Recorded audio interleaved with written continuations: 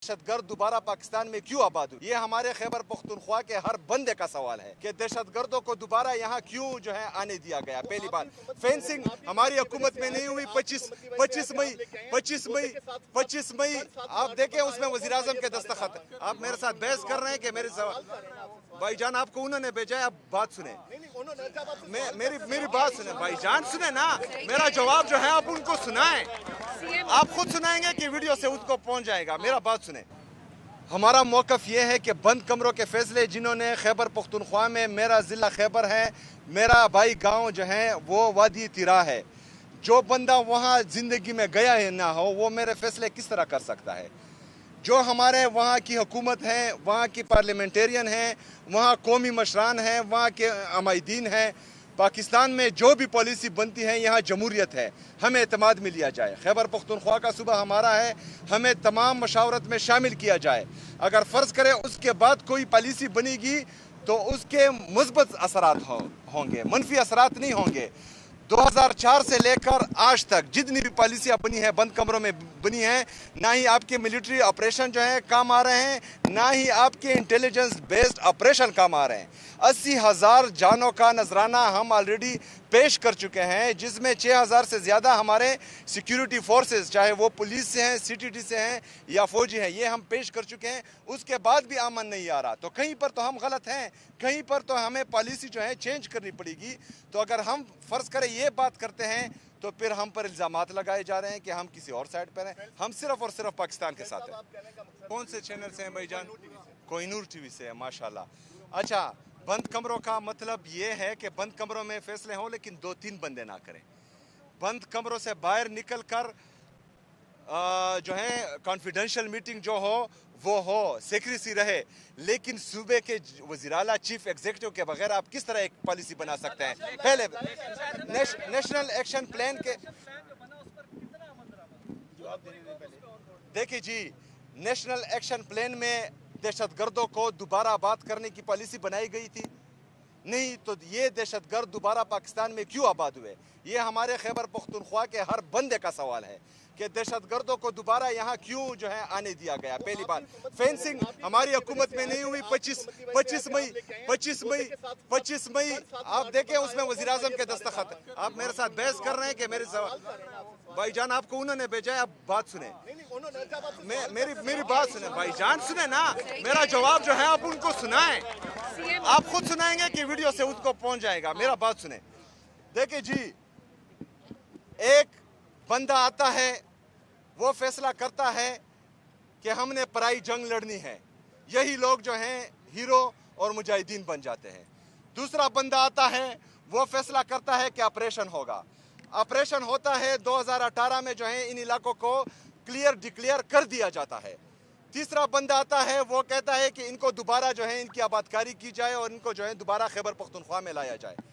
चौथा बंदा आता है, फिर कहता है कि ऑपरेशन किया जाए। खैबर पख्तूनख्वा लेबॉर्ट्री नहीं है कि जो जिसकी मर्जी हो वो वहाँ पर वही एक्सपेरिमेंट करें। खैबर पख्तूनख्वा गयूर पख्तूनों का सूबा है, उनको पूरा हक है कि उन्होंने जो कुर्बानी इस दहशत गर्दी की जंग में दी है उनका अजाला भी हो और उनकी कदर भी की जाए। हम भेड़ बकरियां नहीं हैं, हम जो है कीड़े मकोड़े नहीं हैं कि यहाँ से फैसला आए वहाँ पर हमारे 21 बंदे एक दिन एक ड्रोन अटैक में शहीद हो और हम हाथ पर हाथ धरे बैठे रहें। हमें नेशनल पॉलिसी में शामिल किया जाए। हमारे साथ जो भी फैसला हो, जो भी पॉलिसी बने, उसमें खैबर पख्तूनख्वा की हुकूमत को, खैबर पख्तूनख्वा की आवाम को, खैबर पख्तूनख्वा के पार्लियामेंटेरियन को शामिल किया जाए। हम उस हर पॉलिसी में इंशाअल्लाह ताला वफाकी हुकूमत का और सिक्योरिटी फोर्सेस का साथ देंगे। अदालती अहकामात को नहीं माना गया। जो अदालती अहकामात थे 3 जजेस के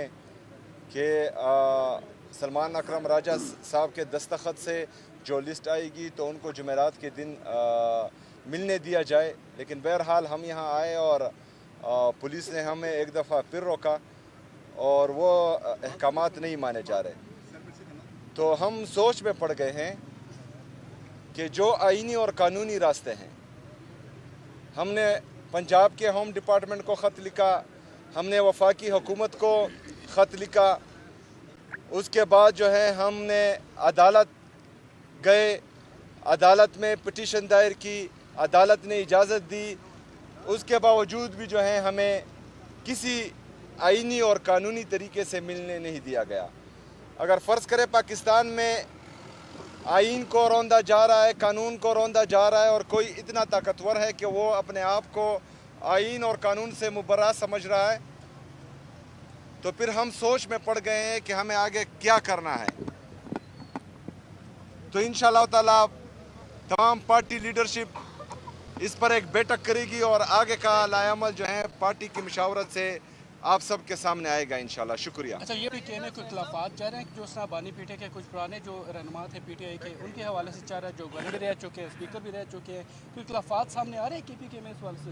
دیکھیں جی، بالکل کوئی اختلافات نہیں ہے۔ تمام لیڈرشپ جو ہے کل بھی ایک پیج پر بیٹھی تھی، کل رات کو، اور ہم نے آج کے سینٹ کے الیکشن پر جو ہیں بھرپور مشاورت کی تھی، اور الحمدللہ جیسا کہ آپ نے دیکھا کہ آج ہمارے تمام ووٹس پورے تھے، تو ہماری تمام پارٹی خیبر پختونخوا میں اور پاکستان میں ایک پیج پہ ہیں۔ سہیل صاحب، یہ بتائیے گا کہ کے پی کی یہ صورتحال ہے کہ ایڈیٹر جنرل کے 27 ارب کے بے ضابطگیوں کے اعتراضات ہیں، اس کے علاوہ جو اساتذہ کی ویکینسیز ہیں وہ ایک عرصے سے نہیں بھری گئی اور پر نہیں کی گئی، جو تعلیمی نظام ہے وہ بھی گڑبڑ ہے، جو فاٹا والے اضلاع ہیں جو ضم ہوئے وہاں پر ابھی تک نہ پولیسنگ کا نظام مکمل ہے اور نہ عدالتی نظام مکمل ہے۔ ایسی صورتحال میں ایسے صوبے میں ملاقات ضروری ہے یا یہ انتظامات ضروری ہے؟ دیکھیں جی، سب سے پہلے تو آڈیٹر جنرل کے آفس اس میگا کرپشن سکینڈل میں ملوث ہیں، جس کا ذکر میں نے بار بار کیا ہے۔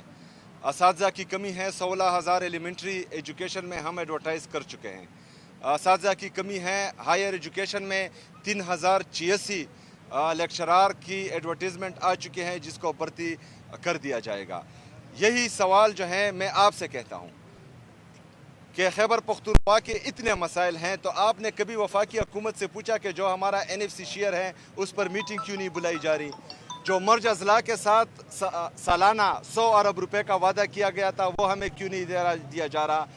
NHP نیٹ ہائیڈل پروفٹ پورے پاکستان کو ہم جو ہیں فائدے دے رہے ہیں، لیکن خیبر پختونخوا اپنے ہی جو ہے نیٹ ہائیڈل پروفٹ سے محروم ہے۔